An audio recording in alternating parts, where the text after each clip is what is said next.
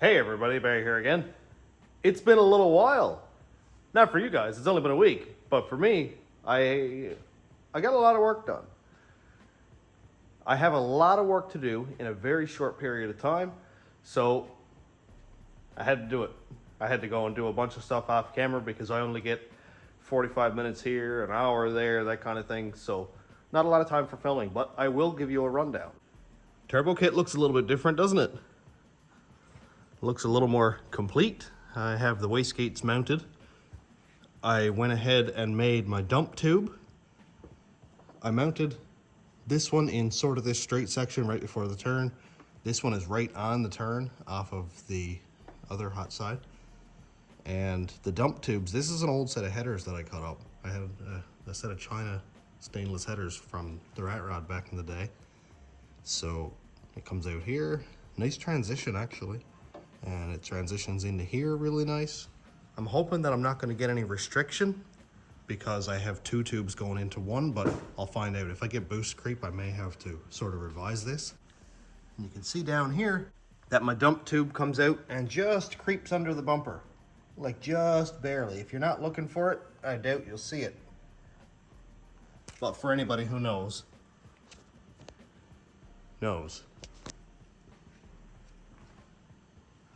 I also have my turbo feed right here done. Got that hooked up to the block down there. My turbo drain is here, that's done. This was one of the hardest things I had to do on the truck so far actually. You can see right here, it splits off to a Y. That's because the rat rod had twin turbos and I had two drains, one on this side of the pan, one on that side of the pan. So I figured, hey, I'll just run both down. So I ran it to this side and wired it off and ran it over to this side. I used hydraulic hose. It's 2-wire 3/4 inside hydraulic hose. Because a couple of years ago when I had twins on the rat rod, I used heater core hose, which was rated for the heat, but not rated for oil.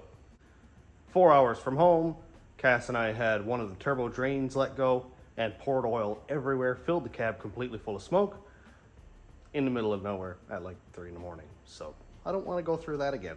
So hydraulic hose it is. It was fairly expensive compared to radiator hose, but it's going to work in the long term. I also stuffed a filter on here. That's kind of cool. Got my turbo blanket on. I need to plumb a couple things, but this thing is essentially very, very close to being ready to fire. I just mounted my coolant bottle right here. Obviously, I can't have the big expansion tank bottle because the turbo is there, so I got that one put right here. And I'm going to run a hose along, and I have a plan for this upper hose. This is it here, 902-305. This is an upper radiator hose rad cap thing for like a Dodge Dakota, and this is what I'm going to do. I'm going to cut that upper radiator hose and put that right here, and then I've got a cap that's going to pressurize this system, and then this hose will go over to that tank. I know this works because I already had it done on the rat rod before. I just bought a new one just to be sure that it's going to be in good shape and not be cracked or kinked or anything like that. So that's what I'm going to do now. I'm on limited time, but I did want to get some video, so I'm going to put it on time lapse for now and we'll check in periodically.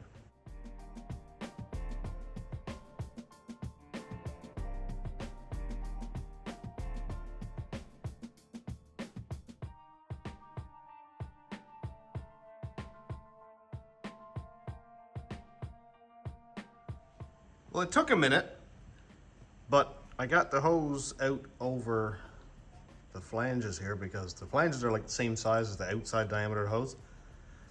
It took a minute, but I got it. Now I just get to do the other side.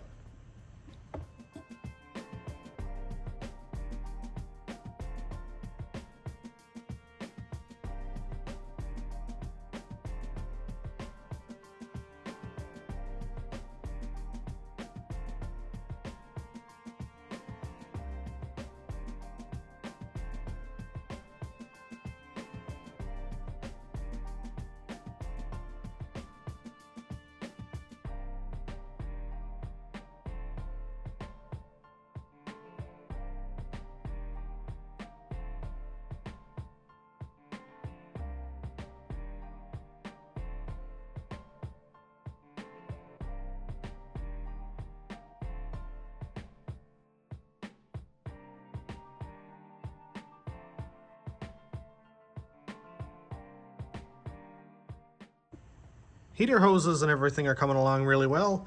I just wrapped some black tape or some electrical tape around this right here to the upper rad hose so I can get it away from the exhaust there. Just so that I can fire it up, make sure everything is good, and obviously make sure the engine and the transmission work. Nothing has to come back out, and then I'll start making brackets. Realized earlier when I found my dipstick tube that, well, I forgot to put it in, so I'll do that.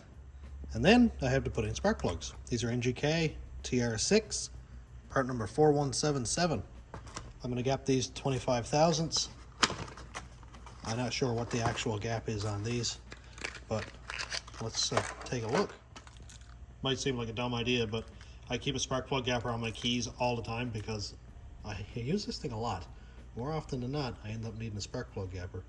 So for this one, we're at around 39, 40 thousand. So I'm going to close off that gap a little bit, get it down around 25, and we'll be good to go.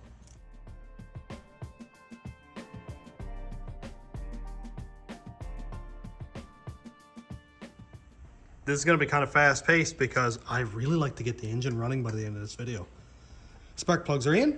One really cool thing I have to show you guys, which I don't actually think I've shown yet. Joey and I made a deal when I built this engine a while ago for him, where I got a set of plug wires and heat resistant boots. And I have no idea where they are. I thought they were in here. Oh no, I lost things again. Turns out I was looking for the wrong box. Anyway, Taylor wires, these are 409s, they're 10.4 millimeter. That's a pretty serious wire. Look at that, dude. That is a chunky boy. And blue boots. Super cool. I usually always go for black, but I mean, turbo's blue, valve covers are blue. Why not? So thank you very much, Joey, for making this part of the deal because I really needed good wires. These are a little bit longer than the stock LS wires also, so I've got a little more clearance to get them around those headers. And plus the boot protectors are just going to make it way, way better anyway.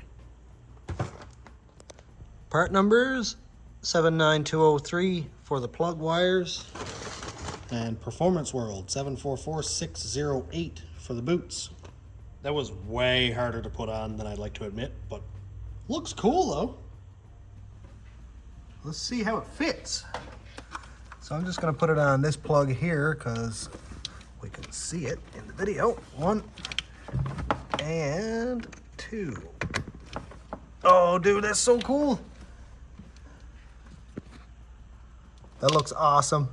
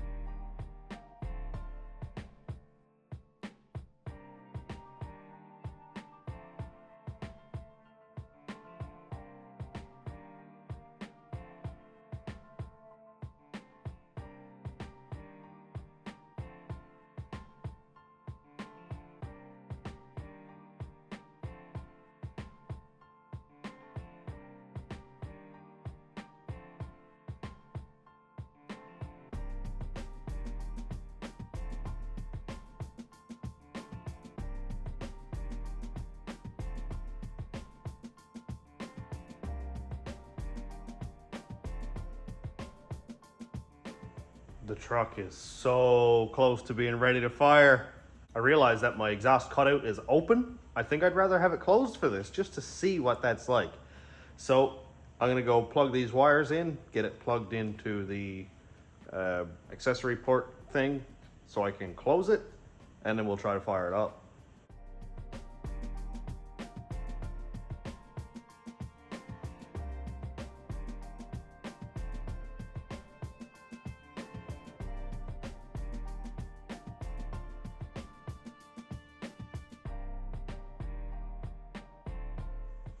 And now I'm starting to get a little bit stomach sick. I just gotta bolt the battery terminal on, turn the key. Starting to feel it right here now. When it's running, I have to check everything. Transmission, don't mind the no fluid tag, I just haven't cut it off yet. I think I put 8 quarts in it. The engine oil, the power steering fluid, obviously coolant, and I am going to let it run for a minute and then haul it down in gear, make sure everything is good, assuming it doesn't bust out leaking or split block. Getting nervous, getting very nervous, but what have I got to lose? Well, here we go.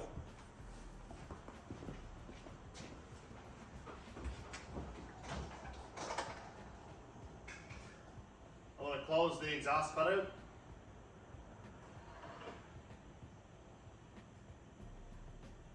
Alright. Cycle the fuel pump.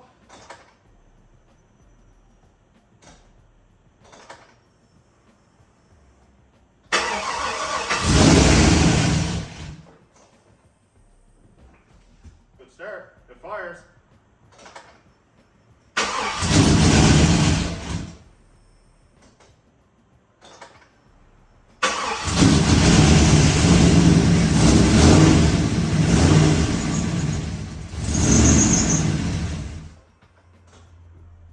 Fires, and it's extremely quiet.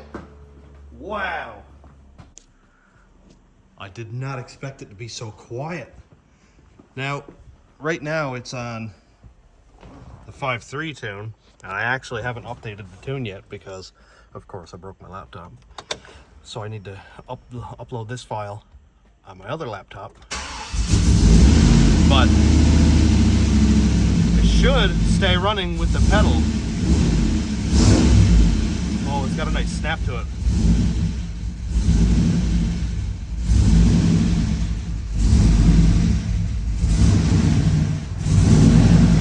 Let's see what it sounds like with the cutout open.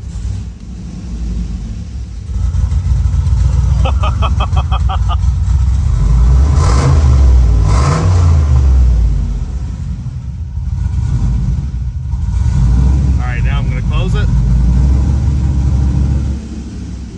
Whoa, dude, what a difference.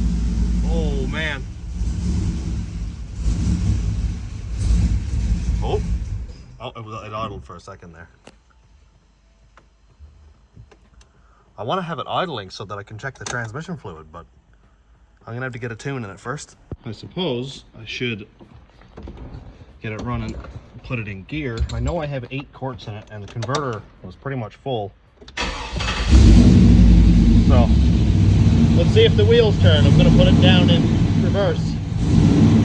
Oh, the wheels turn. Alright, stop in neutral and down in drive. Oh, yeah. That's a good start. Oh, I was so worried that it wasn't going to shift. Or that it wasn't going to...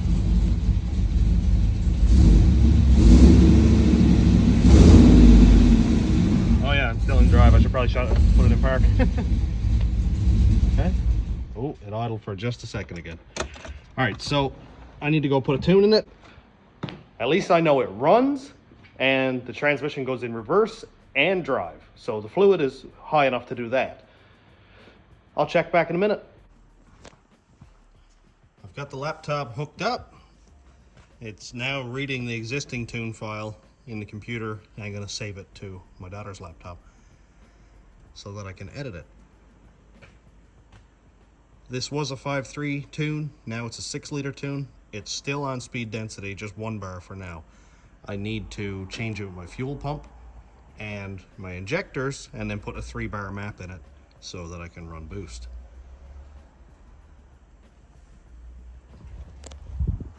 I was this close to just putting the bed on and going for a drive, but then I'm like, wait, then I got to pull the bed back off again in order to do my fuel pump. I know that I could take the tank down and do it that way, but everything is right here, right now.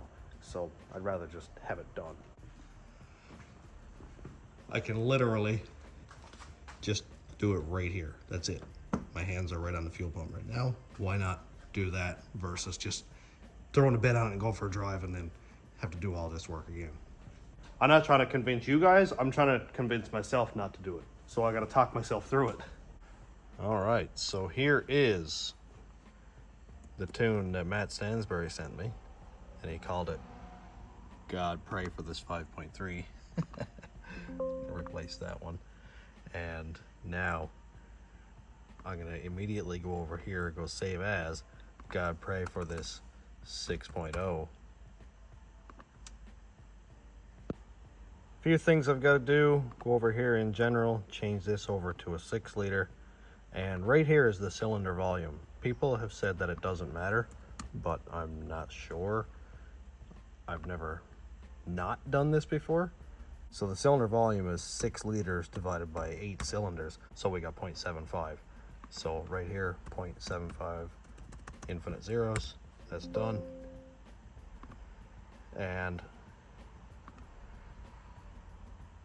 my idle is at 700 right now. I'm going to bring that up to 750. I'll bring that back down again after. When I get it tuned, I just need to be able to idle it in order to tune it. Base running airflow I'll leave alone for now. My VE table, I'm going to put just a little bit of fuel in.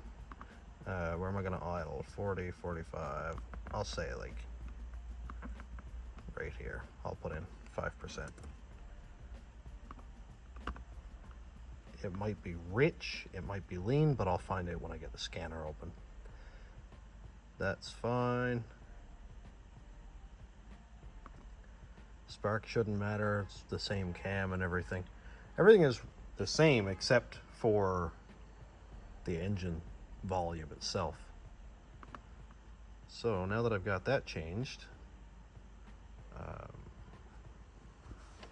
turn the key off, back on again, and now we'll write it. So when this is written, we'll fire it up again. My wideband's up here being a little bit contrary. It's only reading lean and it didn't read rich until I gave it some gas, so I'm not sure if the sensor is failing or... Now obviously right now it's lean because it's not running, but while it was running I did notice it was lean. So I may have to change out that sensor if need be. Tune is written. Let's fire it up, see what happens. Oh boy, it actually idles. Sick. Jeez. That was like 5 seconds worth of work and it idles now. Let's get an actual idea about how that cutout sounds. Let's hear that cutout open. Oh, what a rumble.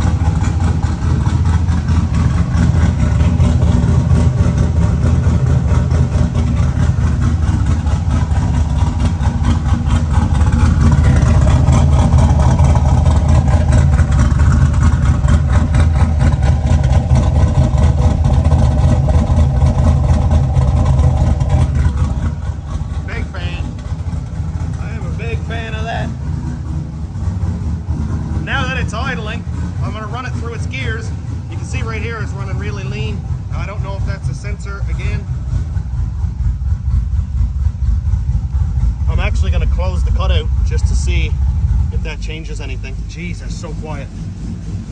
No, I think the sensor's dead. Yeah, it's cooked. It's definitely not running that lean. But I will put the transmission through its gears and then check the fluid.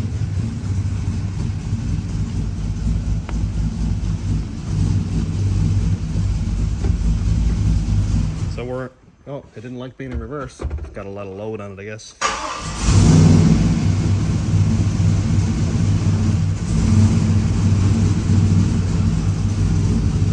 Okay, we're in reverse.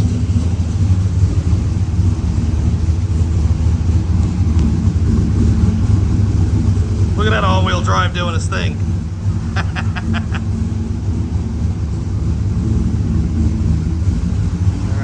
Stop this and bring it back up in drive. It might shut off. Okay, here we are in drive. I don't know if it shifts, but it definitely moves. I got it in park again. Gonna put it down on the ground so that it's level, and we'll check the transmission fluid now.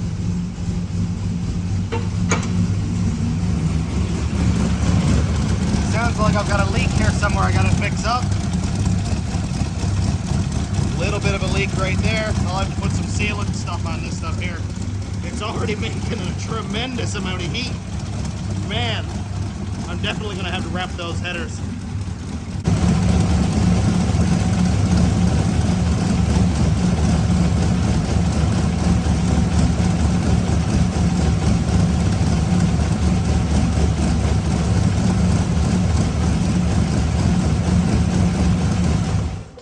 It's down below the stick, so I'm gonna have to go get some transmission fluid.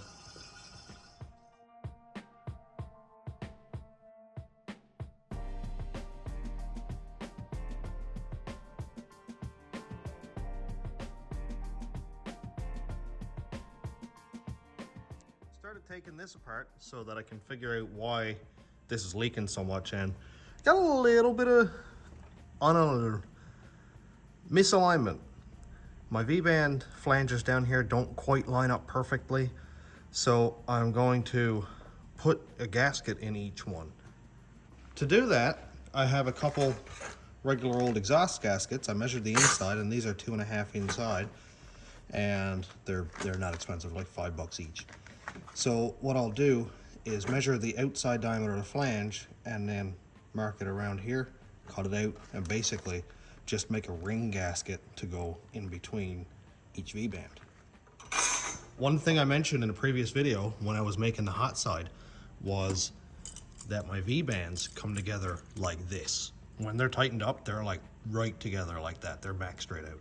So I think because the two sides are tapered, if I put a gasket in between, that'll open them up a little bit, which should make my V-bands not go in as tight, probably even right here maybe. And that would allow it to put more force on the V-bands and therefore align them a little bit easier. That's just my thoughts. We'll see how it works out, but in the meantime, let me know what you think. So I get my little measuring stick down here. And that flange is the 3 1/4. Yeah, 3.5. We'll say 3 1/4. And I put the ruler down here for reference. You can see that when I hooked it into the flange inside, it's 2.5 inside. So if we got a 3 1/4 outside, 2.5 inside, that means the thickness of the flange around is about 3/8 of an inch.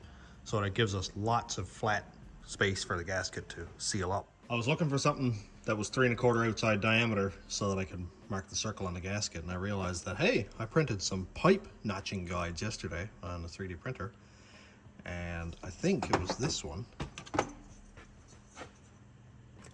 is 3 1/4 outside diameter. How perfect is that? Also, these are amazing. Look at that. That's a notching guide for a 45-degree cut or 45-degree join on 2 pipes. You just slide it over, mark it all the way around, and cut it out. That's amazing, eh? Anyway, I should be able to just do this, center it up, and cut all the way around, and then I've got a gasket. This took far more planning and thinking than it should have. I was like, where am I going to find a small sheet of copper that I can cut out a gasket, or can I use sheet metal, or... And I was like, wait a minute. I work at Carquest. We have shelves full of gaskets. I can make something work. And I guess that's kind of part of this whole hot rodding thing, isn't it? So I should be able to just bring it right down here like this, line it up, get it centered, and then...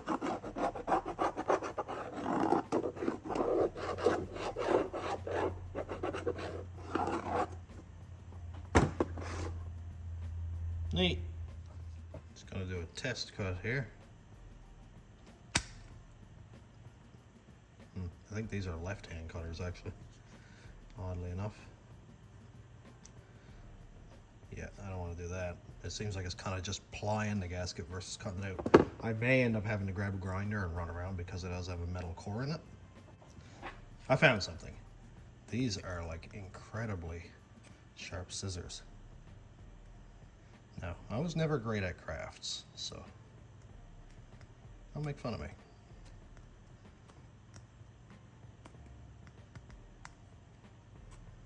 I just flat out lied. Look how well I'm following that circle.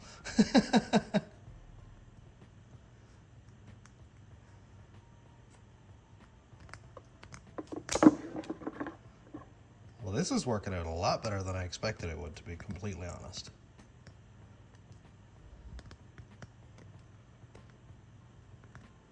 Now, assuming it seals up and doesn't leak, it should be in good shape. I actually looked on eBay and Amazon for V-band gaskets, and you would not believe how difficult it was to find a gasket. Like, that's literally all it needs to be right there. But nobody seems to sell them. So I'm just gonna go and duplicate that again, and we'll see how it works out. Let's see how well this thing fits. I have the other one already cut out also. Now, if I can do this without destroying the gasket, it'd be kind of cool. I might have to do the bottom one first. But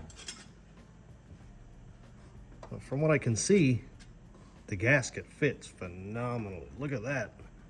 There's no restriction here on the inside. It doesn't stick out further than it should, so the clamp will bring up in it. That looks perfect.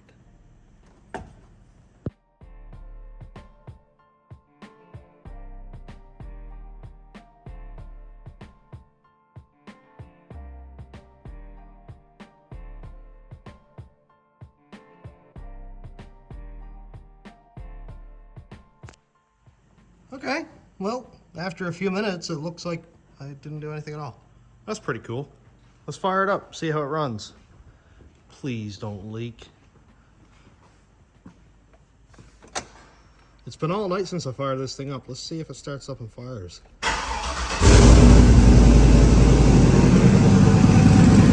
Oh yeah.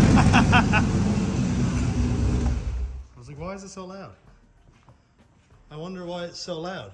It seems like I might have a leak somewhere. Yeah, probably. Take two. That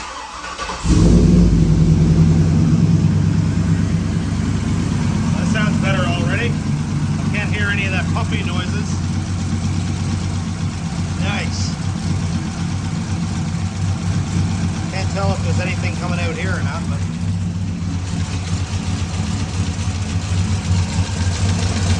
is that a leak? That kind of looks like a leak. I got water coming out there. Drip. Alright, well, I got a couple things to sort out, but sounds good up here. Very nice. It seems good so far. A couple small things to touch up, but it is really getting there. So I think I'm going to finish it up here. We got a lot of work done. The truck runs. That's amazing.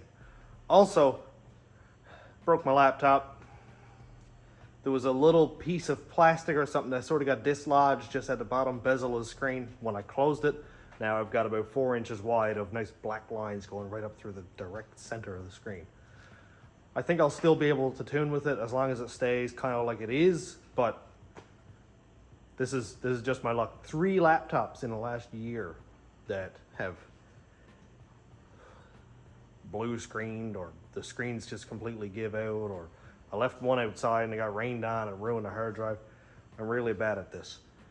So I may have to get a 500-foot extension cord, plug it into the desktop, and just drive around the parking lot a bunch. I'll figure something out. But I'm all done for today. So thanks for checking out the channel. Thanks to my YouTube members, patrons, and subscribers. If you want to check out my Patreon, it's patreon.com/stationroadratrods. And my YouTube members link is down here. And thanks for watching. Have a great day, everybody.